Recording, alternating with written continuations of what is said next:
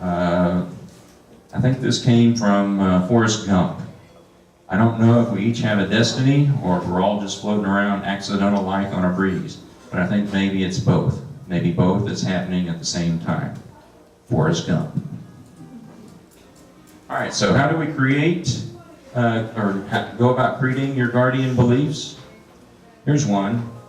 I live in the greatest country on the face of the planet. I live in the greatest period in history to be alive. And this is one of my guardian beliefs, and you guys have heard me say this before. Think of what we all have and what is going on today.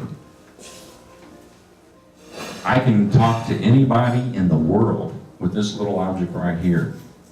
I can go on the internet. What is the internet? I can go on the internet and I can find out any fact I need. I can look at movies, I can watch TV, just on this little device right here. 50 years ago, that was impossible. That was Buck Rogers kind of stuff. We live in the greatest country in the world, and we are living in the best times right now. And it's only going to get better. This one I have trouble with. Everybody can make up their own guardian belief. Paying taxes is a patriotic privilege. I tell you what, how many of you have ever, I want to see a raise of hands, when you write that check, how many have ever made an easy payment on your tax? Nobody, yeah. It is not fun to write that check, is it? My children have brains to learn from themselves. I don't know what is ultimately good or bad for them. My freedom and happiness come from God. So take your negative money demons and replace it with a guardian belief, whatever it may be for you. These are just examples. Each person has their own personal belief or guardian belief that they can turn into a positive.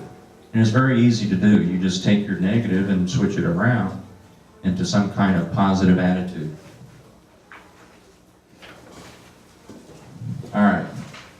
So you can take positive actions, pick out charities, develop a giving plan, calculate how much taxes will raise, and develop a plan for offsetting the effects by growing a business, things like that. Review wills, trusts, signs, sit down with the kids, teach the kids values. These are all examples. Think of positive actions that you too can take. Write them down, use the workbook. There's a lot of homework that you can do on this.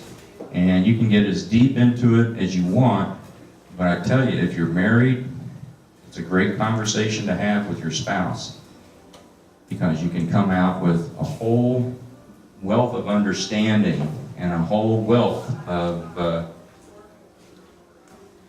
working together simply by working through your money demons that you have and having your spouse work through the money demons that she or he may have, and then coming up with guardian beliefs.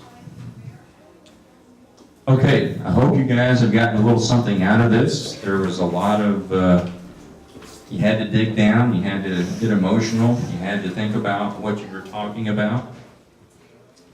But I think